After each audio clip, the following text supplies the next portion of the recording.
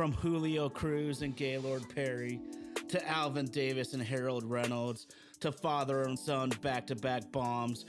From Junior J, Joey, and Edgar with Randy, A-Rod, Dan, and the Sheriff to Ichiro Moyer and Mikey C to King Felix, Kyle Cruz, and Cano to the present with Julio, Gilbert, Kirby, and Cal. I don't believe it. It just continues. My, oh my. It's another sports podcast.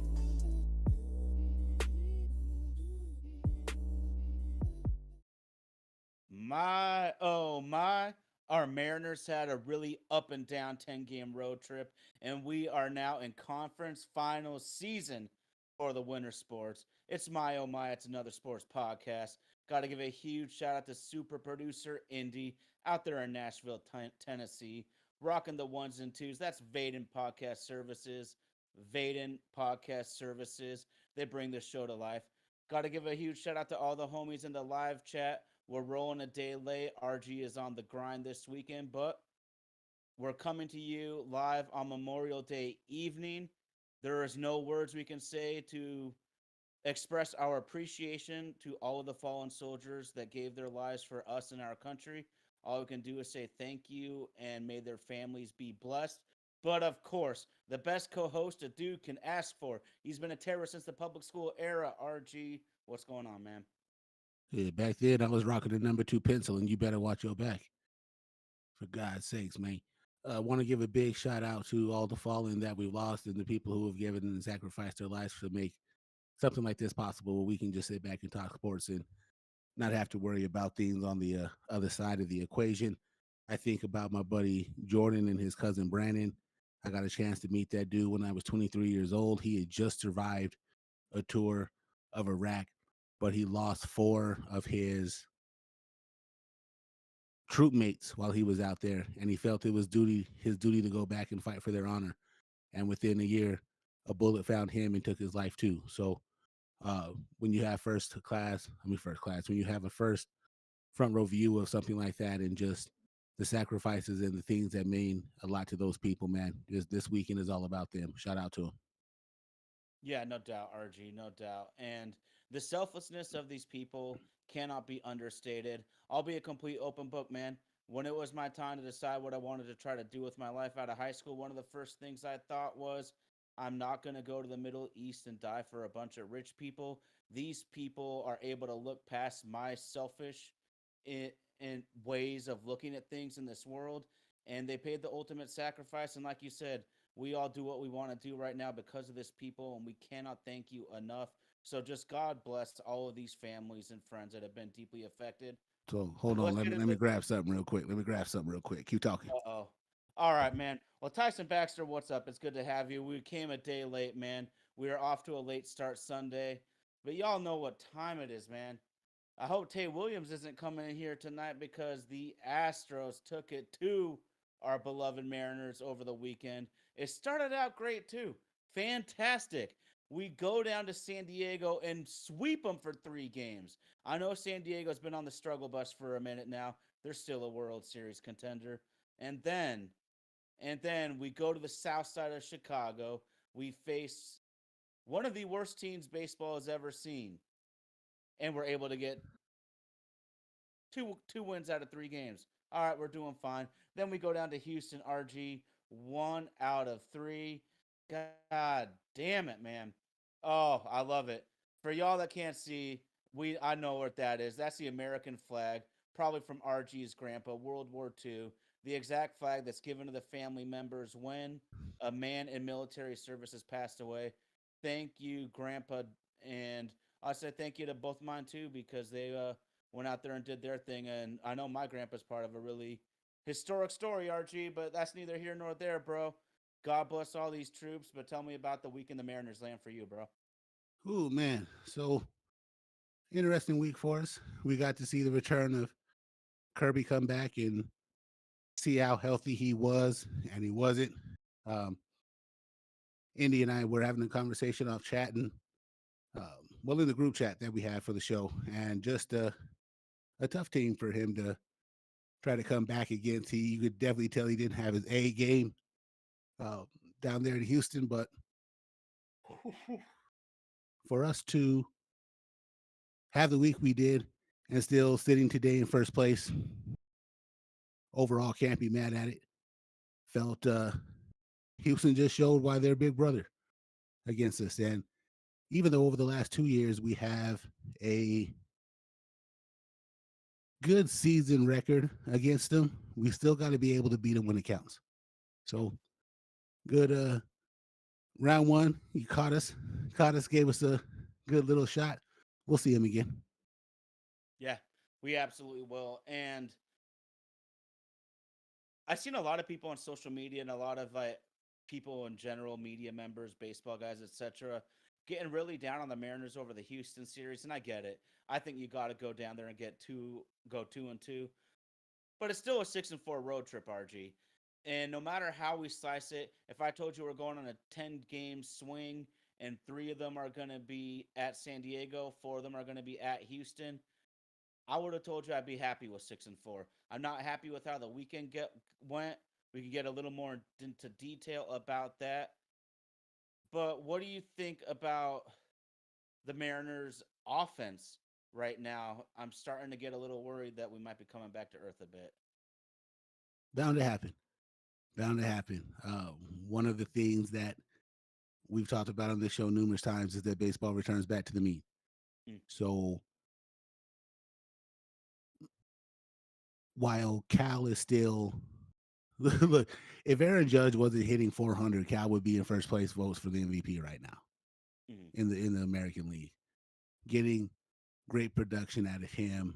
Uh, every other time you pick up a look at the box score, Master Boney's doing something, and we're getting enough to keep us close, but we're not getting enough to really help us get separation. If there was one thing we can compare that magical 2001 season to where we stand at currently, we we can't seem to run away. And last year, while we were running away, one bad game led to another, one bad game led to another. And when you looked up again, it was tied and you couldn't believe it. mm. I say we give some of these dudes in the lower leagues a shot, man. I just don't know where the spark is going to come from. I Yeah. believe what was it? Einstein said, "You try the same thing over and over again. That's just insanity." And it seems like that's all we're doing is trying to do the best with what we can, and then not doing anything really to shake it up. And the the downside to me is when they play well, it's almost like it's a double-edged sword. Because if we play well, then the powers that be are just going to sit back and just be like, "We told you, we Mm, told you, we told you." Things start going bad, and then it's, "Well, be patient. We don't have enough to really go out and do anything to make a splash." And it just seems to turn into the same old story. So since we can't go out and find it in free agency, might not be able to find it on the trade market this year, give some of these young guys a shot. Just whatever it takes to get a spark that we can hopefully maintain and keep rolling with. I'm down for whatever it is that they want to do. But just sitting back and playing for the 10-game winning streak just frustrates me with our office. It just does. Well, okay.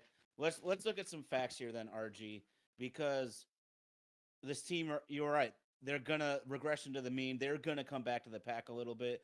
But this offense was awesome in all of April for the most part. But I'm looking at this, RG. Since May 10th, they're back to the highest K rate in baseball. They're second to last in batting average and 24th in OPS.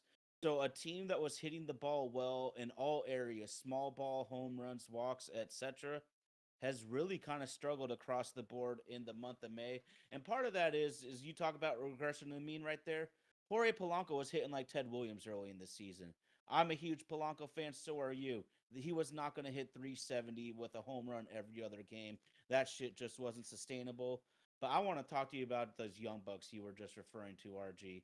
Now, the first two I'm going to talk about are probably 4A players, But nonetheless, we got guys that can't even hit 200 that are getting regular ABs right now.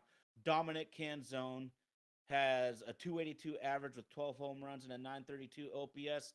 Samad Taylor's hitting 329 with 9 home runs and a 957 OPS. Those dudes are crushing it. Will it translate to the big leagues? Their track records honestly say no. But we got guys that can't hit out of a wet paper bag right now on the big league squad. Like you're saying, maybe give some dudes a chance. I want to go to your boy Harry Ford. At only age 22 in Tacoma, has hit 301 with an 874 OPS on the season, and RG in the month of May. Your boy Harry Ford is at 394 with a 1.095 OPS in the month of May, on fire. It might be about that time. Cole Young, age 21, middle infielder, in the month of May has hit 345 with a 1.103 OPS. Dog. We got a couple of veterans in AAA and a couple of young hot prospects that are playing to the level where we should bring them up. And that's why I got to ride with you, man. These guys are earning their trips. No free passes, but if these guys play their way up, man, they got to get a shot, especially when we have too many black holes right now at the dish. What was Julio hitting when we brought him up? I don't think he You, was you hitting all that well, but he was a different scenario though. He kind of won his job out of spring training in his first big league season. So he played in the minors, and then it was like him and Kellenick trying to see if they could make the big league squad out of spring training, and both dudes did. all right? Okay. I strike while the iron's hot. Strike while the iron's hot. You see it time and time again. Well, history has a chance of proving it right. Bring the guys up. They have a couple good weeks until there's enough tape on them for a pitching staff to be able to figure them out. Maybe that's just enough of the spark we need to be able to help us create some offensive separation from it. As much as I believe in our pitching staff, and I know that we've had injuries, Houston has just as many injuries in their pitching staff as we do, maybe not even more.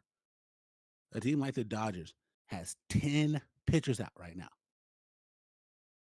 all up and down their roster. And they still seem to find ways to next man up, get something done, keep us in here long enough for our offenses to be able to go out and do something. I don't know if we're going to have that luxury with our offensive inequalities as it seems that we run into from season to season and season. Tommy says that Julio was hitting like 320 in the minors. Okay, touche, touche. Um, Got to try something. Got to try something. You definitely don't want us to become stagnant, and we definitely don't want to go through a few weeks of giving this bandaged up pitching staff a bunch of fearless performances. Mm. We need to be able to get something done. Then what pops into my mind too is timing in life is everything.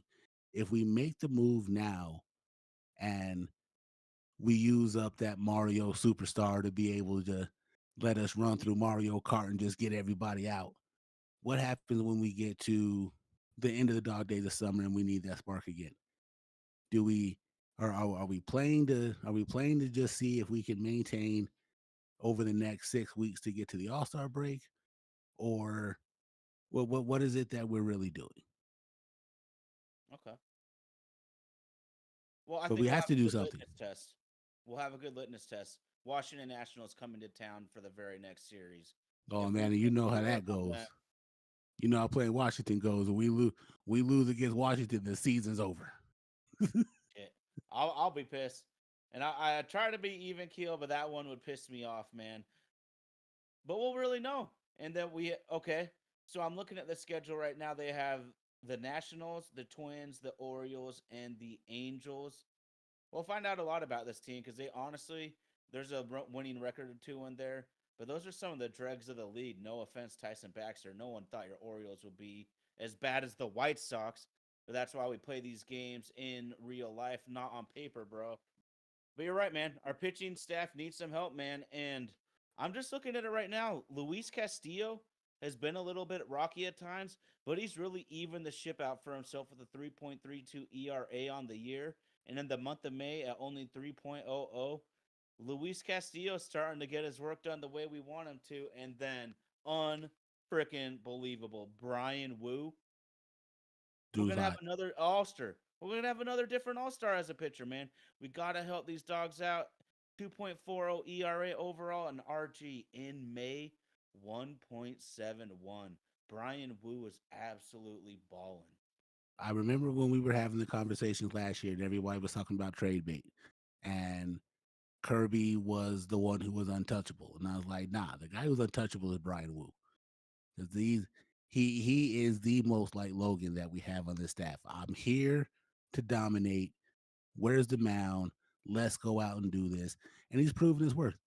He's proven his worth. Last week alone, when it looked like we had the potential for the bottom to fall out of it, what does he do? Goes out there and shuts the Yankees down. Goes out there and gets San Diego all he can. This week he proves more of the same, that he is the number two guy. And that's no disrespect to Castillo. That's no disrespect to Castillo at all. But Wu has absolutely earned that shining star that should go by his name every time that we mention it. Wu was just the man. And we were talking about coming up next week. Can't sleep on the Angels, man. Can't Nope. sleep on the Angels. They're 8-2 in their last 10 and just creeping right there on the door. That's a scary team to be able to play. They seem to find a way to get offense out of guys that we've never heard of before. Maybe I'm sleeping on Tyler Ward, but that dude just seems to be the man. Getting it done without Trout. Just got to keep an eye on them. But again, a lot of baseball to be able to be played. I wouldn't say too much. Texas Power Ranger Jacob DeGrom didn't even get a strikeout today for the first time in his career. So you might want to watch it, Texas Power Ranger. Don't come in here hot. Okay, so I'm seeing some of the homies in the live chat talking about Julio hitting 330, 320 in the minors. Well, then I think it's about time for Harry Ford and Cole Young to get this shot, man. I mean, these guys are top 100 prospects for a reason. And what do I look for, RG? It's simple, just like on the Moneyball movie, man. Does your guy actually hit well? And these guys are hitting well because we can project, we can imagine all we want. But I want to know, is this guy hitting at each level along the way? Because although the Mariners tend to pull pitchers out of their ass, where guys like Bryce Miller and Brian Wu don't have great stats in Double A, come up and are effective immediately, it doesn't seem to work that way for hitters. RG, either you know how to hit or you can't. And I want to say this about Julio: is I still think things are looking up. He has always been a notorious slow starter. He only hit 202 in the month of April, but in the month of May, he's up to 276 with a 786 OPS for the month. And on the year, his K rate is 6.4% lower than in 24, and his walk rate is 2% higher than in 2024. RG, I definitely predict Julio is going to have a couple streaks where he carries this ball club, and we're going to need him right now because this is a really feisty group, but I honestly think that they're punching above their weight class right now, man. We're doing the best we can with what we got. And I think that we're built better than what I even may give us credit for sometimes on this broadcast. But I also talk from the perspective is I know how this story ends.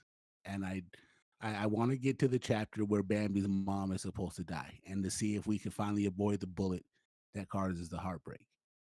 Only, only one time in DePito's tenure have we dodged the bullet that causes the heartbreak. I don't want us to be a repeat of the same old, same old, same old. But we have to be able to get something done in order to be able to not make that happen. And maybe it's a lot to ask for on Memorial Day since we still got a bulk of the season left.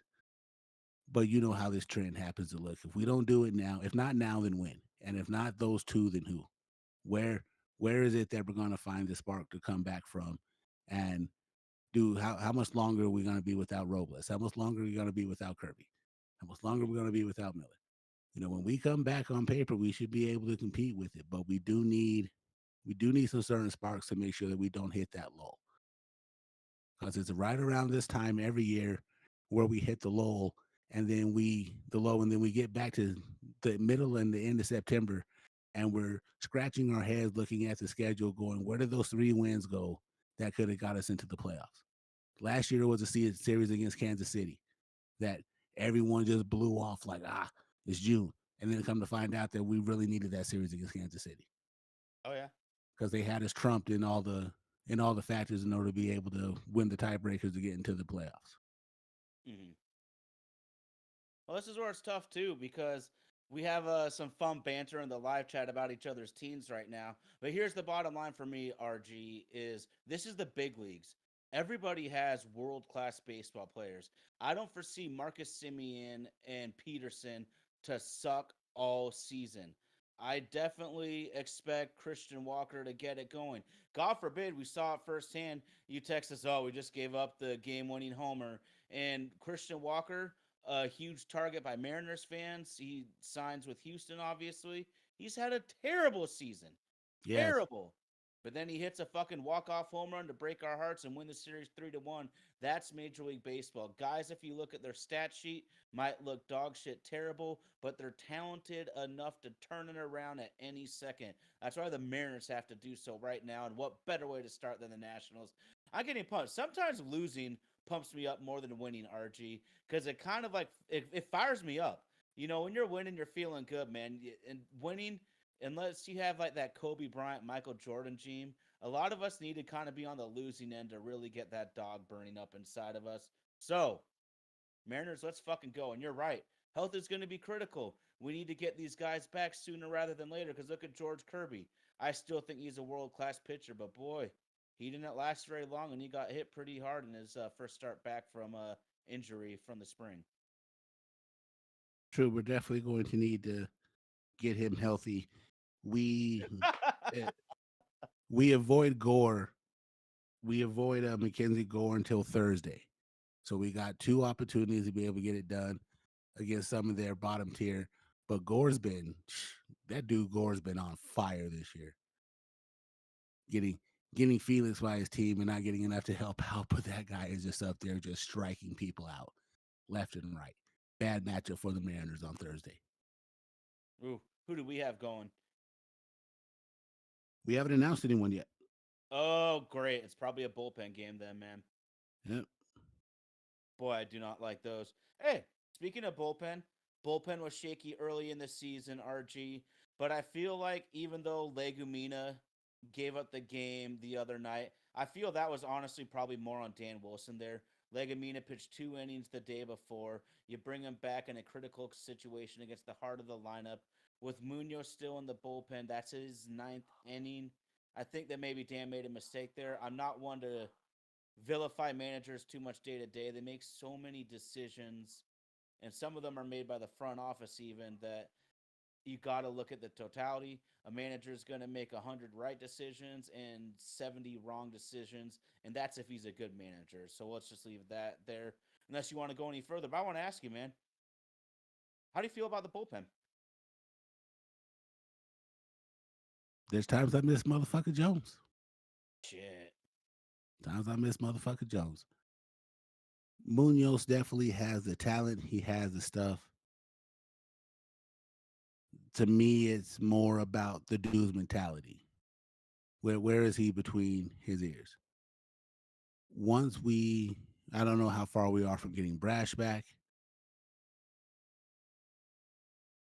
Again, what we're looking at with our bullpen now, I don't think is a final product that we'll be coming down the home stretch with. Hopefully, we can get some guys healthy and some different arms, but there, I don't know how I feel about Bastardo or even I can't pronounce the guy's name you just said. I'm not gonna lie to you. But and then I live in New Mexico. I should be able to say that off the tip of my tongue. I'm not sure how I feel about those guys yet. I tell you this though about Bastardo, I didn't realize he was as little as he was until I seen him in person when I went to the Anaheim game last year. Mm. Is he That a little guy that fires that fucker? absolutely just where he gets that strength from, where he gets that strength from to be able to fire that thing the way he does. We'll get there. I also didn't really have a lot of faith in Kendall Graven when good early in his tenure with the Mariners, and I was one of the first people cussing us out when we got rid of him. I I had no idea where we found this guy from South Dakota whose hat is too big, who doesn't throw an electric fastball, but he became one of my most favorite Mariners in recent history. So we got to give these guys still a chance to just develop. It's still early. The ship's not sinking, but we definitely don't want anything in this offense or in our bullpen to trend towards the wrong direction. No We may doubt. not be able to win the division in May, but we damn sure can play ourselves out of contention already. Oh, absolutely. Shout out Baltimore Absolutely. Orioles. And that's the point. That's the point, man. Every like a lot of my friends, RG, they get at me. They're like, "Man, you only care about being 500 by the time June hits." I'm like, "That's all you need to be, because you're Mhm. still in the race." And you always reference it. The Mariners had an epic collapse. Just happened in June and not September. Otherwise, it'd be remembered by everybody in baseball. Oh boy, Tyson doesn't like us talking about those bums, but that's the case in point, though. We're not even in June yet, Archie, and Tyson can't even root for his team right now because they done. Well, at least he's not a Rockies fan. Oh boy. Woo, woo. So It's the all White good. Sox set their record for losses last year. The Rockies are going to try to break it. I'm gonna have to look this Hold up. my beer. It's time to go pilfer and plumage the goddamn Rockies, man. I think the Mariners should be knocking on their door, man, because the Rockies might want to set a huge reset on that franchise if they possibly can. Because Ryan they've, McMahon, ooh, paging that's Ryan him. McMahon. Yeah. Ooh, and I love Ben Williamson, but if we could get a dude like that at third base, and I want to mention this, RG. We haven't talked about it a ton this year, and Rowdy Tellez has been solid.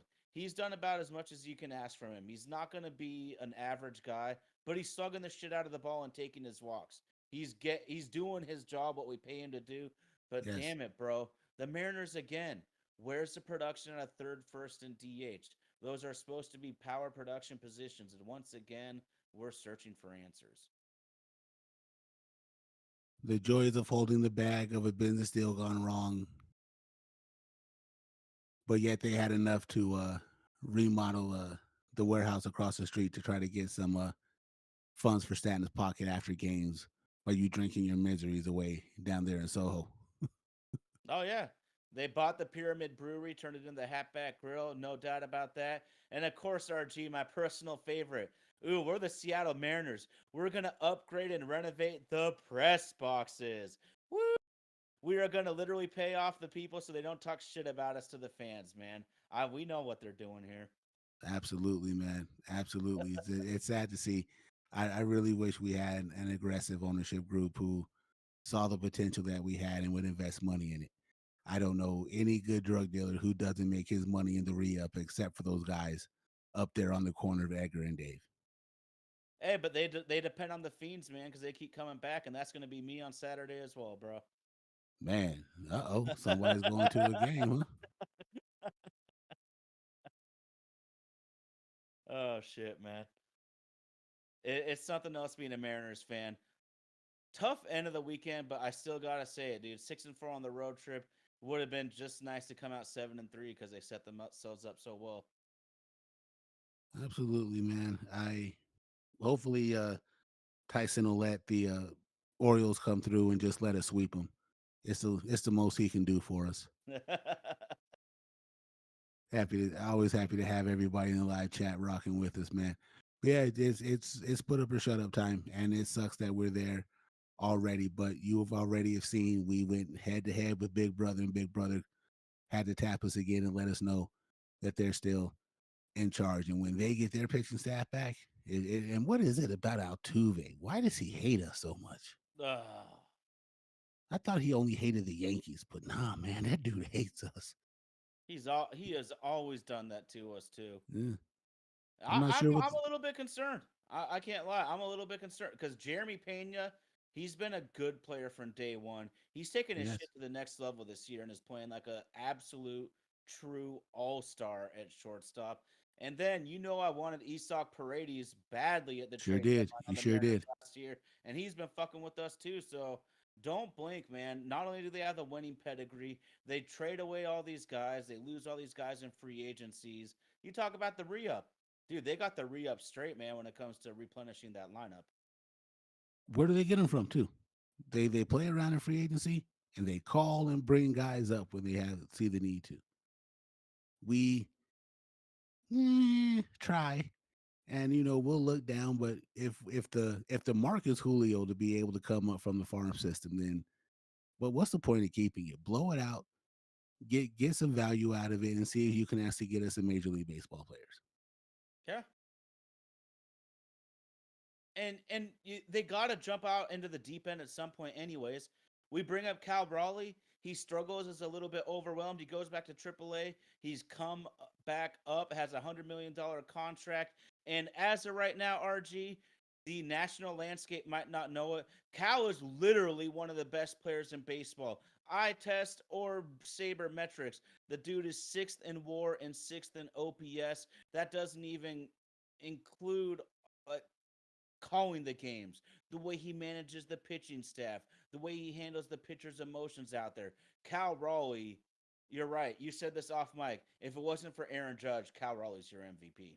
Sure is, sure is, absolutely, absolutely. Joys of being a Mariner fan, isn't it great, buddy? Oh god, they got me, man. It is no secret. I'm a Mariners fiend, man. My one of my oldest friends I saw earlier today, I played t-ball with in kindergarten. We played baseball together and against each other forever. He always teased me, "Hey, you still true to the blue?" Oh yeah. Yeah, yeah. That drug is real. That drug is real. I can't find a way to shake it, and every time I try to leave, something keeps pulling me back. Yeah, it's like the Eminem song with the Mariners, man, for real. Sure is, man. Sure is. But again, a lot of baseball to be able to be played. Let's hope for some health along the way, and let's find a way to get right in these next 7 games against some teams that we should be competing with. But and the Twins too. We can't really sleep on the Twins. No, They they're were, hot as shit. They're yeah, one game better than the Mariners as we speak, they sure are, and they still have that guy I can't stand, Carlos Correa. dude. Oh, I was glad to see him leave Houston. Man, should we address the elephant in the room that's made me sick to my stomach? We have to. You could probably read my We mind right have now. to. We have Fantastic to. basketball game. I'm sick to my stomach, man. The OKC Thunder look really fucking good, dude. They do. They really do. They are giving Anthony Edwards fits. Oh, And it's like the NBA is looking for his moment to crown him next. And for the second time in the conference finals, he's kind of letting them down. But OKC just has the cure for what ails you when it comes to Anthony Edwards. They're able to run defender after defender after defender at him. And then if he gets by them, he's got elite shot blocking in the middle of the paint to try to deal with. Styles make fights, and just Oklahoma City, man, they're better than what we've been really willing to give them credit for. As SGA kind of had a letdown the other night, coming into Minnesota, only scored 14 points, a career low for him in the playoffs. But then you see what the MVP of the league does tonight. Bounces back and gives him 40. His tag team partner gives him 31. Time time relief. And Minnesota's in this game the entire second half. oh Just yeah, would not go away, but just aren't getting what they need from Anthony Edwards and honestly Julius Randle as well too. yeah. Wow, actually, you couldn't be more right. I didn't realize that Randall only had 5 points on 1 of 7 shooting, so he Yeah, legit had a terrible performance. You said it though, man. Dude, OKC's got so much length. They have these great perimeter wing defenders like Lou Dort, who is just an absolute pest out there. all So defense. long, so quick. So long, so quick. And then you have all that backup. But dude, I'd be lying if I said I've watched a ton of SGA because Oklahoma, as good as they are, what 64 wins I believe this year, they're not a huge national TV team, and I only get national TV games living up here in the greater Seattle area. SGA is so smooth, bro. He is. He is so smooth. He really is a fun player to watch. I can't lie. He is. He's a throwback to the type of basketball that made me fall in love with it. He doesn't come out and he doesn't come out and shoot 95 threes a game, not just looking for his stats. Dude does what it takes. Even in his signature moment tonight, he gets caught driving in the middle of the paint, almost loses his footing, is able to keep his pivot foot down, throws the ball 5 hole underneath the defender's legs to hit Williams for a three, just to be able to kill Minnesota's momentum. Guy has absolutely earned his keep. And I want to give a shout out to his cousin too, Nikhil Alexander Walker. Just dude is just coming up in big moments. He's trying his best to fill the gap for what they're not getting out of their two superstars. Hmm. But tonight was good TV. Tonight was really good TV. Game 5 is Wednesday. See if they can put the nail in the coffin and see if they can go do what Sean Kipp and Gary Payton couldn't do and bring a championship Oh, you son of to a a franchise that used to be the Seattle Supersonics. Oh, you son of a bitch. You really had to go there. For real though, man. You were talking about them locking up Anthony Edwards. I'm just looking at this shit right here, dude. If I told you the T Wolves got 64 bench points, I think we both think they would have won that ball game. Mhm. That's serious. That's really serious, D. And I want to talk to you about this then really quickly, RG, is because I believe it's going to be now the seventh or eighth straight different NBA champion in a league that usually has dynasties. Commissioner Adam Silver's been on record saying that he doesn't like the dynasties as much. He wants more of a year to year NFL type of feel where small markets and every fan and every player feel like they have a championship opportunity. Do you like this, Adam? Minus the 3 pointers, just in terms of the league feels a lot more equal. I don't see us having any dynasties anytime soon. What do you think of this new style of the 2020s NBA? The league does feel more open than it has with the NBA that I grew up with. Here's where my problem trying to keep everything together with it is. As much parity as he wants in the league, and he's gotten since 2019, what do you think the people who pay those massive advertising contracts are going to say when the NBA Finals this year has the potential to be Oklahoma City, Indianapolis? Ooh, No one from New York's going to give a duck. No one from LA is going to care. No one from Chicago is going to care. No one from Houston is going to care.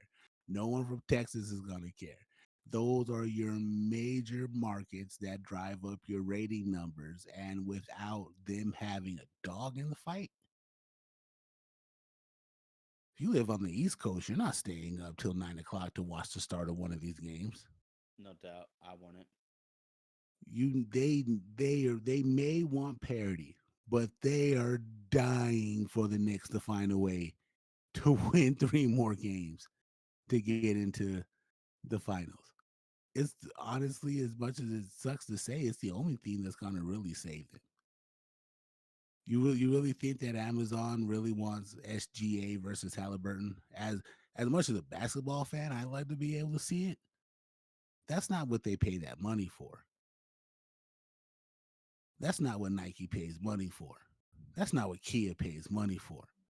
And that's not what the, go on to some of their bigger advertisers. They are they have made the league is more fair than it's ever been, but there's no star power in it.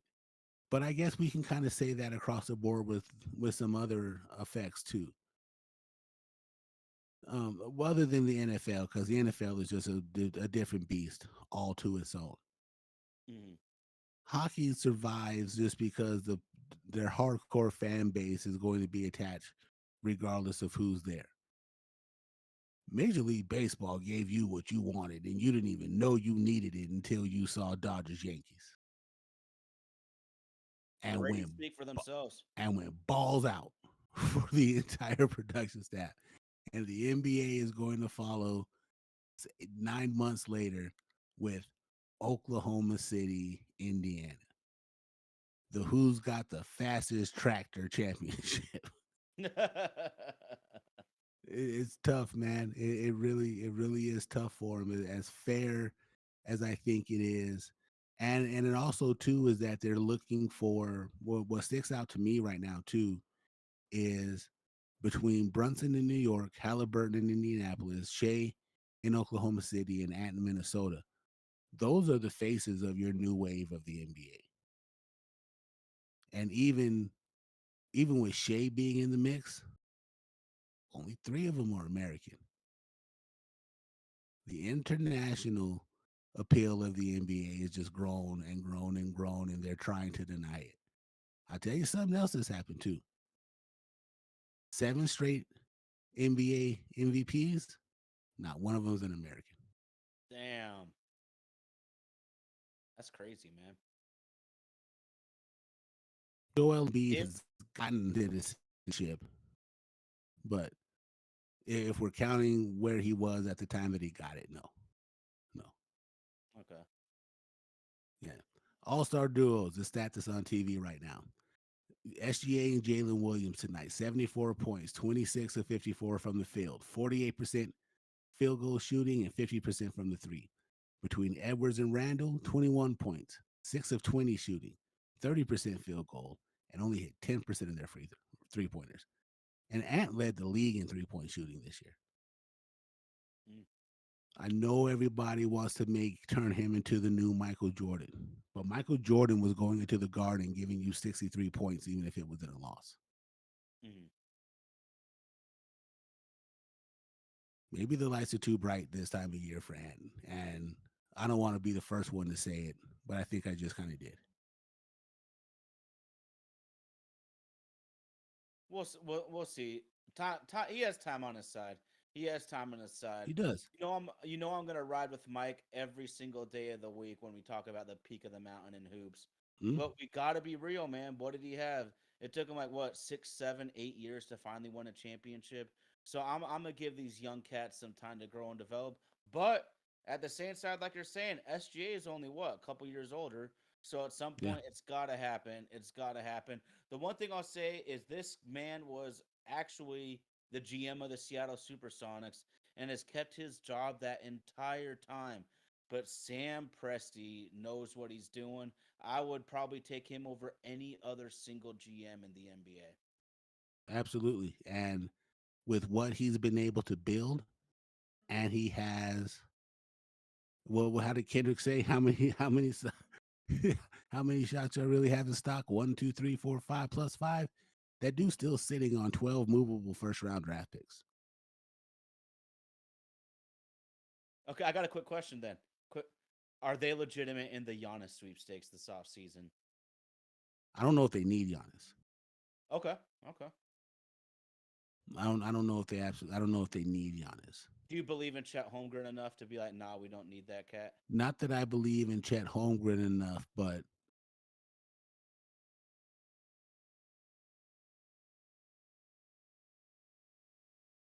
taking the ball away from SGA to make Giannis the focal point of what they do, Mm, I don't see if that happens. And I also don't see Giannis wanting to go into a situation where he's not the guy. okay. Yeah. It's But just with it's that, gonna take a huge haul. So there's really only a couple or a few teams that could even make that trade. absolutely. The one that's the most interesting to me, even though it would be a short lived marriage, is if Giannis ended up in San Antonio with Wembyamba. Ooh, good luck getting to the rim. Would be gross. Would be absolutely gross. Oh shit, dude. Yeah. We'd be talking about they'd be the next Duncan Robinson. Remember when Timmy was True. a youngster? Oh True. shit! Twin Towers times two. True. And it kind of sets up for it. But the honest sweepstakes is going to be real nuts once we get done with this playoff cycle. Yeah, he's so I fantastic. yeah. Yeah. I still don't know if I first really see him leaving Milwaukee. Because to me, San Antonio is an upgrade over Milwaukee. But I also live in the Southwest, so I'm kind of used to San Antonio. Mhm. I don't know about what he would think about it. But in that you have the best two GMs in the NBA who are going to go out and give, you know, trying to make this thing happen. And Pressey's the one holding the Infinity Stones for what a team would look for to be able to get him. What if he went to LA? I don't know if they have anything really to They offer don't have the Milwaukee. assets. Yeah, they don't have anything really to offer Milwaukee. Even even if you straight up gave him LeBron, I don't even think Milwaukee would go for that. They're, I wouldn't they're do that. No yeah, way. you're gonna need some pieces to play with, and I don't think LA has them. And that's the problem too, Tyson, is the NBA wants Giannis to go to a big and popular market, but there's so few teams. There's probably only two or three, maybe four teams that have the ammo to get the Greek Freak, man, because you're going to need probably three, maybe four first rounders, a couple second rounders, plus two to three good, young, promising players. This is a package that very few teams can put together. And of course, RG, we know the Lakers have traded like every first round picks for the next 30 years, it seems like. So, And there's one other team I failed to mention about it as well too.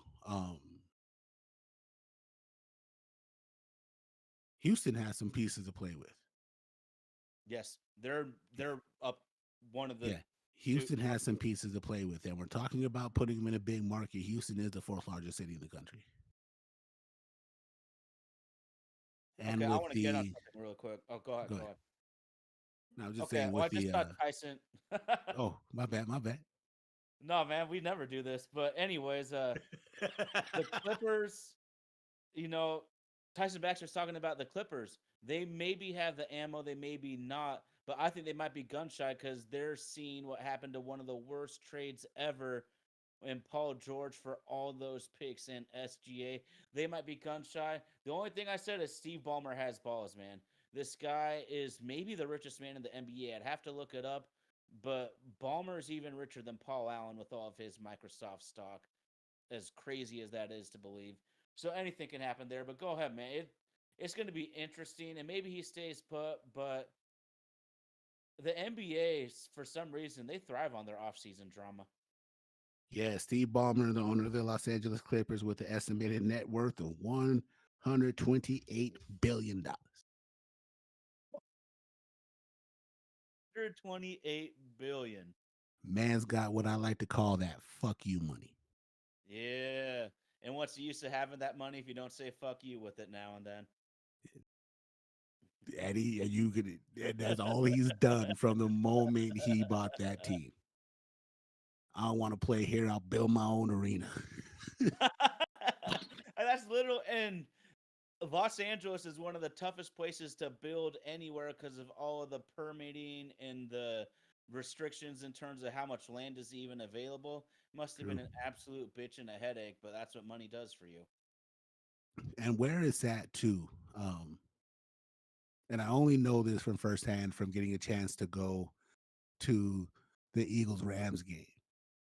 It's right off of Century Boulevard. And for those of you who don't understand anything about Century Boulevard, that road runs straight to LAX.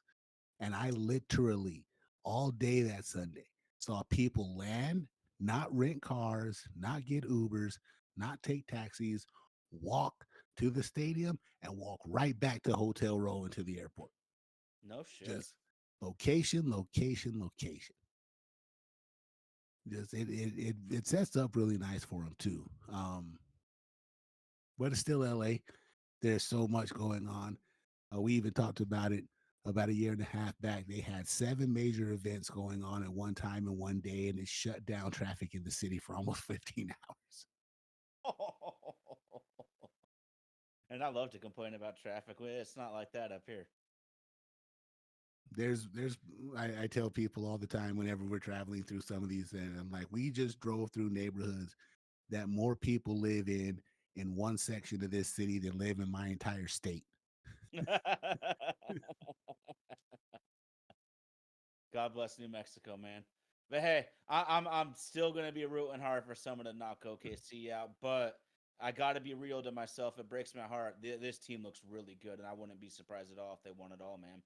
They do. They look like they have what it takes to get it done. Now it's time to get to the pay window. Can you close it out at home? Because you don't want to give these guys life. They under no circumstance want to take that trip back up to Minneapolis. Even though Minneapolis is nice this time of year, hopefully for the way that they think about it, this is the last we've seen in Minneapolis until it's cold.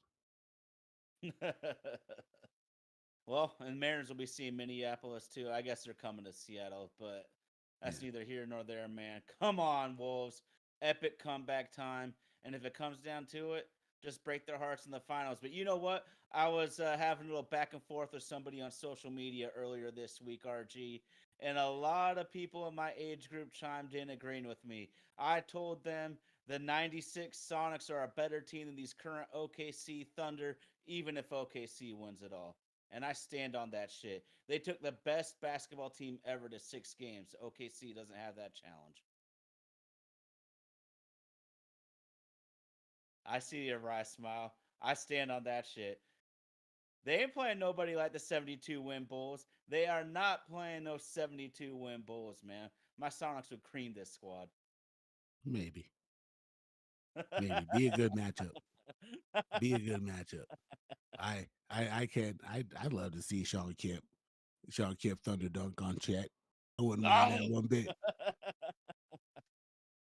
uh, Gary Payne would be in 3 fights, one in each half, and in the locker room after the game. that sounds about right. And all Hershey Hawkins would do is make free throws. Oh, Hershey. Oh, I love how you brought him up. I love that dude. Yes, sir.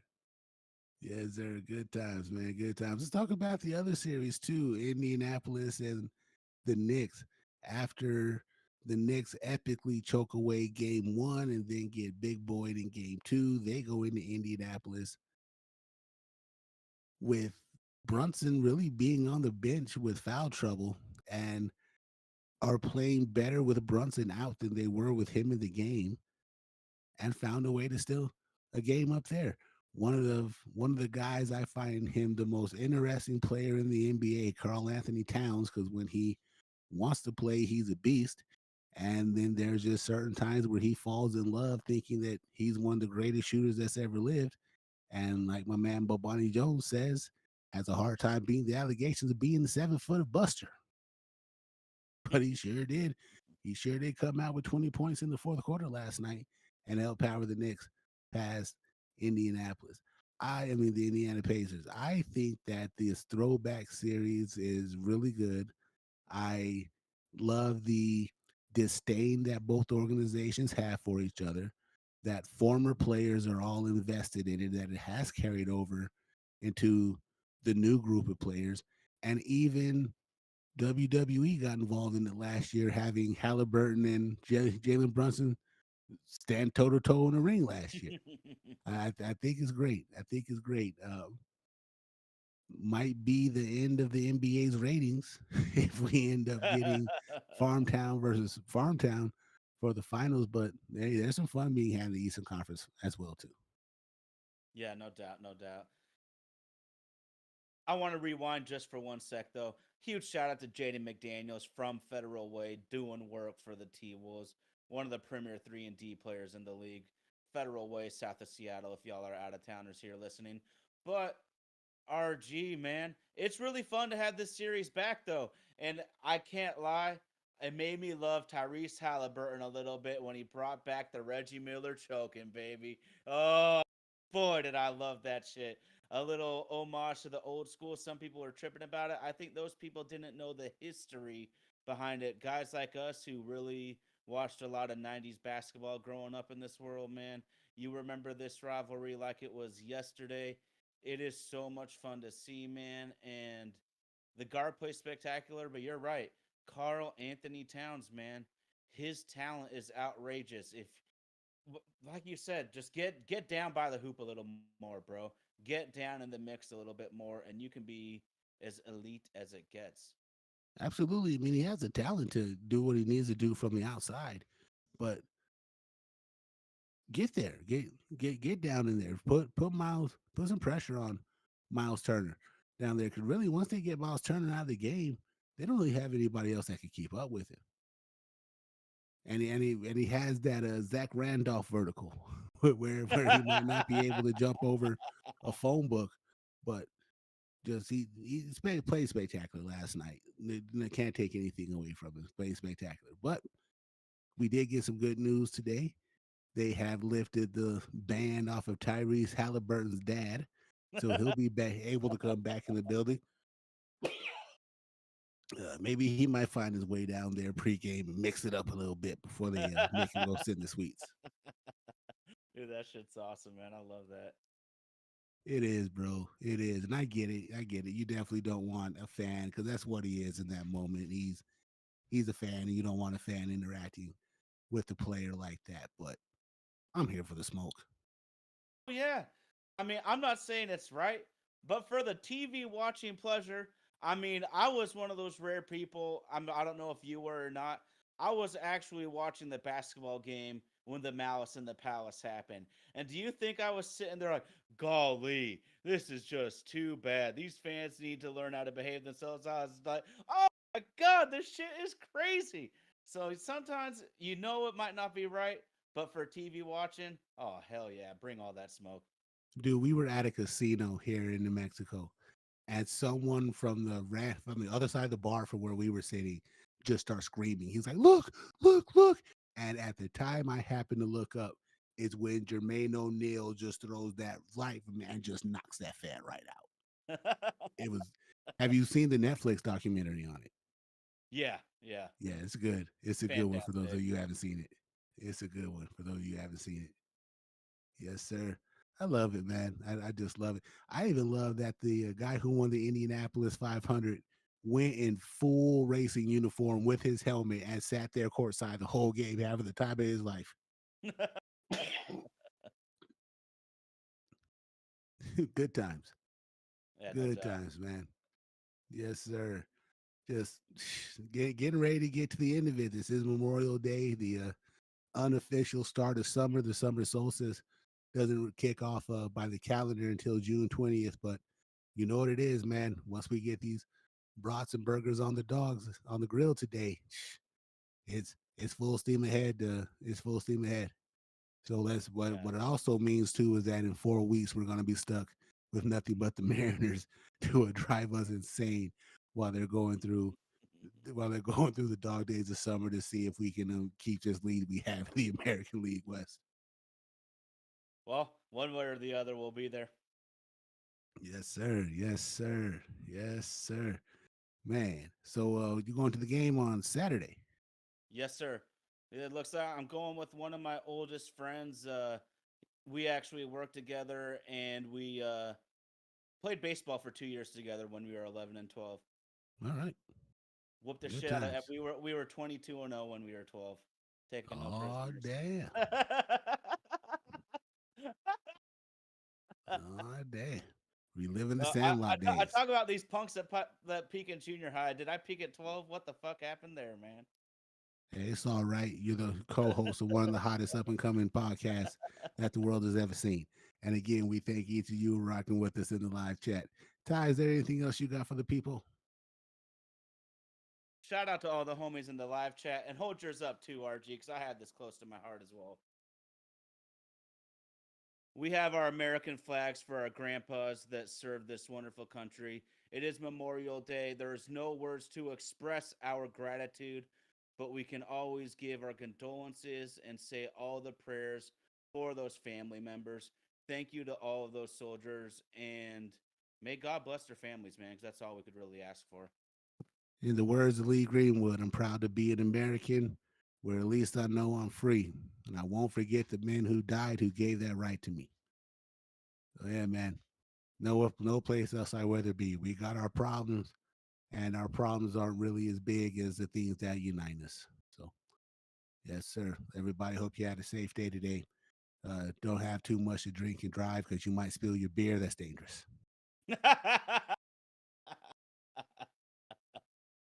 Something like that. Yes, sir. This is My Own Mind, another sports podcast brought to you by the good folks of Vaden Podcast Services who make this show come to life each and every Sunday. And we do thank you for joining us for this holiday edition of the show. Big shout out to our super producer, Indy, rocking the mothership back there in Nashville, Tennessee, making it do what it do. Don't forget to check out his music page, also here on YouTube at Death to Indy. Check out some of his tracks. Also, DM and man, we're always down to have guests. We're always down to expand the show and thank you for supporting us the way that you do each and every week. Big shout out to our social media director, Miss Katie Masamoto. Thank you for all you do, keeping us relevant in the social world. Thank you, thank you, thank you. Couldn't make this happen without you. The live show does take place normally Sundays at 5:30 p.m. Pacific Standard Time. When work calls, we got to answer the call. Me and Tyler aren't rich or superstars yet. So until you guys help us get to where we want to get, sometimes our real life take over. But again, we thank you for joining us on this special Monday episode. Don't forget that the live recording of this podcast does come out every Tuesday morning on whatever platform you like to get your podcast from. I prefer Apple Music. Don't forget to follow us on our socials at MyOMyASP. You can find us on Facebook. You can find us on Instagram. You can find us on YouTube. You can find us on Twitch. You can find us on OnlyFans. We like to call ourselves the Chunkindales, and we have a new routine coming out next Wednesday for you. Couldn't make this happen without Andy rocking the mothership in Nashville, Tennessee. That's my man Ty Talks 22 holding it down for Little Lake Stevens, Washington. I'm your boy RG repping the Cinco Cero Cinco, Albuquerque, New Mexico. Hold it down for us. I'll be out next week, work calls, but Tyler and Indy will be here to give you a good show and see what kind of surprises they have. We thank you for being with us. We hope you have a happy holiday. And always, thank you for supporting us here at My Oh My. It's another sports podcast.